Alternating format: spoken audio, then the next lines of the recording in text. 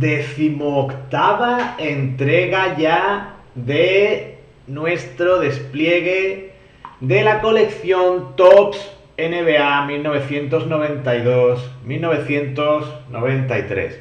Nuestro primer jugador de hoy, que salía al revés, es el gran Paul Pressey, jugador que militó durante la mayor parte de su carrera en los Milwaukee Bucks. Lo recordaréis de ese grandísimo equipo que tenían los Bucks, con Sidney Moncrief como base, Ricky Pierce como escolta, el propio Paul Pressey como alero, Terry Cummings como ala pivot y Jack Sigma como center, como 5 de ese equipo. Ya aquí lo veis al final de su carrera, cuando ya estaba muy mermado físicamente en esos últimos años de su carrera y ya empezaba a ver por dónde iba a seguir su camino profesional. De hecho, ejerció como ayudante de otros entrenadores en NBA durante muchísimos años. De hecho, creo que sigue trabajando como entrenador ayudante, si no me equivoco, y su hijo ha seguido sus pasos a rajatabla. Primero fue jugador, tanto en NBA como en Europa, llegando a jugar entre otros equipos en el mismísimo Fútbol Club Barcelona, y actualmente creo que su hijo es entrenador ayudante en los Boston Celtics, si no me equivoco y no he visto mal el dato. Vamos a ver la trasera de este grandísimo alero de los Milwaukee Bucks. Vemos que tiene, como suele pasar en esta época con muchos rookies, con este número 20 del draft por la Universidad de Tulsa, vemos que tiene 2 añitos de adaptación y a partir de ahí 6 temporadas muy buenas, superando los 10 puntos por partido, siendo un hombre muy importante en esos Milwaukee Bucks. Y como veis, ya en su paso a San Antonio empieza un declive bastante pronunciado en su carrera. También destacable que en playoffs, en los 75 partidos que había disputado, tenía un promedio bastante bueno de 11,7 puntos anotados. Seguimos con el segundo. Fijaos que ya era co-assistant y guard. Ya ejercía la doble función de ayudante del entrenador y jugador. Seguimos con el segundo de los 10 jugadores de hoy. Y tenemos a Rumeal Robinson, el explosivo base que ya estaba probablemente en su segundo equipo, los Nets, tras su paso por los Atlanta Hawks, si no me equivoco, fue su primer equipo. Vamos a ver que es un jugador que venía de una carrera universitaria muy buena, muy prestigioso a nivel universitario. Tiene un inicio notable en NBA, pero a partir de ahí, vale, fijaos, ese primer año en Atlanta no es muy bueno. Ya en su segundo año destaca bastante más y a partir de ahí tuvo más bien altibajos. No llegó a sentarse como una estrella, que era más o menos lo que se esperaba de él después de tener un buen rendimiento universitario. De hecho, un número 10 del draft para su estatura, para un jugador de 6'2", la verdad es que ya indicaba que tenía que haber tenido un rendimiento muy bueno a nivel colegial. Continuamos con el tercer jugador de hoy, que no es otro que Eric Anderson de los Knicks. Sinceramente, nada que decir sobre este jugador, ningún recuerdo, ningún dato sobre él, así que dejemos que los números hablen por él.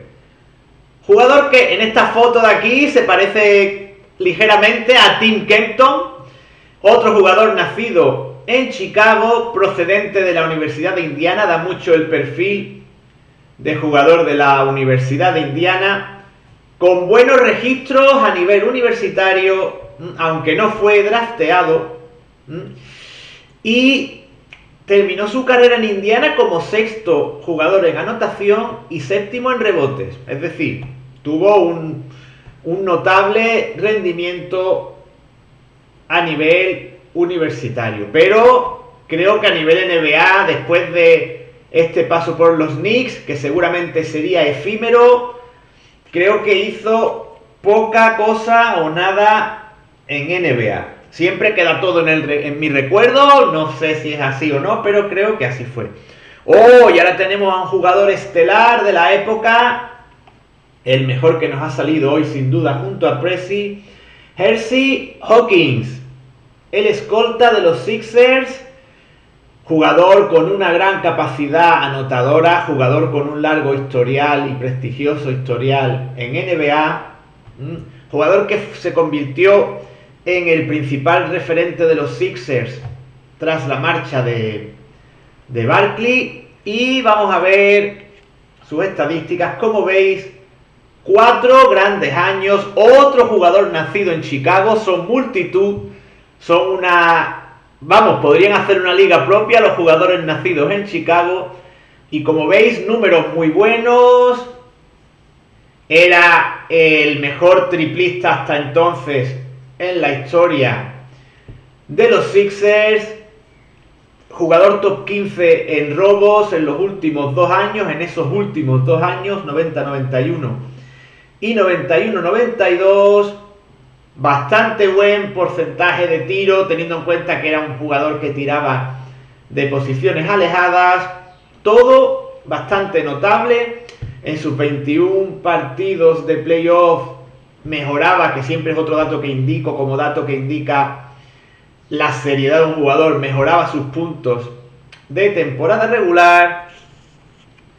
Y vamos a pasar a nuestro quinto jugador de hoy, que es Terry Davis, defendido en la foto por Elden Campbell.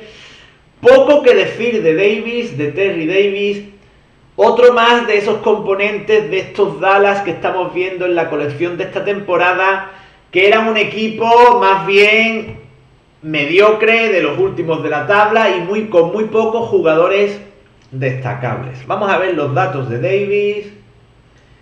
Vemos que su llegada a los Mavericks para este alero había supuesto una mejoría notable, teniendo en cuenta que era un jugador no drafteado. Y en esa temporada, en esta de la que hablamos, había logrado 21 dobles. Es decir, en 21 partidos había superado los 10 puntos y los 10 rebotes. Si veis, en realidad era una máquina reboteadora. Si os fijáis en sus registros reboteadores en esa temporada 91-92. Nuevamente, no tengo el recuerdo de que tuviese una larga trayectoria NBA, aunque en este caso, viendo las cifras de esa temporada 91-92, es posible que me equivoque y sí fuese un jugador destacable. Proseguimos. Y ahora lo hacemos con otro jugador muy conocido de la época, como Rex Chapman, al que aquí ya tenemos en su etapa en los Washington Bullets. Su etapa inicial, quizás la más exitosa, la más recordada, fue la que tuvo en sus inicios en los Charlotte Hornets, equipo que antes de la llegada de los Larry Johnson y Alonzo Mourning tenía a Chapman como una de sus principales figuras. Jugador que, a pesar de su aspecto, era bastante espectacular, bastante ágil, solía culminar muchas jugadas con mates. Y vamos a ver la trasera para conocer más datos sobre este Rex Chapman. Vemos que estaba en un importante bache de su carrera debido a las lesiones. Vemos que una importante lesión había hecho que solo jugara 22 partidos, 21 en Hornets y 1 en Bullets en la temporada 91-92. Como veis, antes de eso había tenido 3 temporadas muy buenas en los Hornets, pero a partir de ahí ya no volvió a destacar de la manera que había hecho en sus primeros años. Continuamos con nuestro séptimo jugador y tenemos a Chucky Brown, al que aquí tenemos en los Nets. Posteriormente estuvo unos años en Cavaliers y era un jugador de reparto. No hay gran cosa así muy destacada que mencionar de él. Creo que destacó más en Cavaliers que en Nets. Por cierto, muy bonita la foto de ese mate de Chucky Brown. Vamos a ver la trasera. Como veis, primero estuvo en Cavaliers. Ahí creo que he cometido un error, aunque no sé si después volvió otra vez a Cleveland. Me suena que estuviera en Cleveland también en años posteriores, aunque probablemente sea un error mío, un recuerdo ahí confuso. Vemos que había estado después de los Cavaliers en los Lakers con una actuación muy destacada. Otro jugador que había tenido problemas de lesiones, al igual que antes hemos visto en Chapman, y que siempre estuvo en su carrera en esos números. Probablemente esos 8,5 puntos de la 90-91 supusieran su top, su punto álgido en su carrera. Y ya os digo, he cometido ese error de pensar que había estado en Nets antes que en Cleveland, cuando Cleveland, como veis, fue su primera franquicia. Continuamos, octavo jugador, y tenemos a Danny Young en su segunda tarjeta en el día de hoy, en lo que llevamos de colección. Vamos a ver la primera tarjeta que nos apareció de Danny Young. Y aquí la tenéis. Tarjeta, la verdad que bastante similar en la pose cogida, en la imagen cogida de Danny Young. Lo vemos en Clippers, ahora estaba en Pistons. Anteriormente, como podéis ver en la trasera, había estado en Supersonics y en Portland Trail Blazers. Para más datos sobre Young, comento alguna que otra cosita en el otro vídeo del unboxing en el que aparece. Y vamos a proseguir con los dos últimos jugadores del día de hoy. Y ahora tenemos en una bonita captura. Me gustan mucho, ya os lo he dicho, esas tarjetas en las que los jugadores aparecen tirando tiros libres. Y tenemos aquí a Olden Polynice, el pívot que estaba entonces en los Pistons y que sobre todo recordaréis de su paso por los Seattle Supersonics. Jugador que también otros muchos recordaréis porque protagonizó el intercambio entre Bulls y Seattle Supersonics que mandó a Pippen al equipo de los Chicago Bulls. Vamos a ver los números de Polynice. Y como veis, para un jugador que estaba cerca de los 7 pies, se esperaba muchísimo más de él.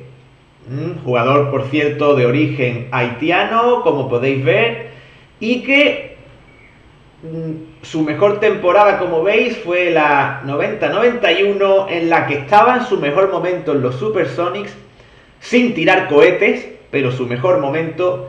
Y cuando se marcha a los Clippers, sus números sufren un aumento notable. Aumentan en 4 puntos, pero es un espejismo porque vuelven a bajar en la temporada siguiente. Sobre todo era más básico en lo defensivo y en lo reboteador, como nos comentan abajo. Y poco más que comentar sobre Polynice antes de ver la última tarjeta de hoy, que probablemente sea una de las más destacadas.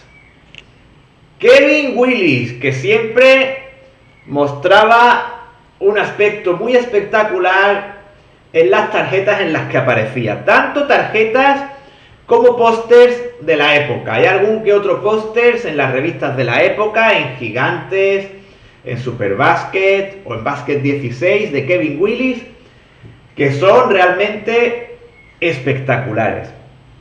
Ya os he hablado de él en otros vídeos.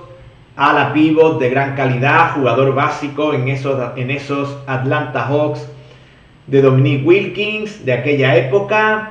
Jugador que tuvo una carrera muy larga en NBA. Y vamos a ver sus números hasta este momento. Como veis, estaba en su mejor momento.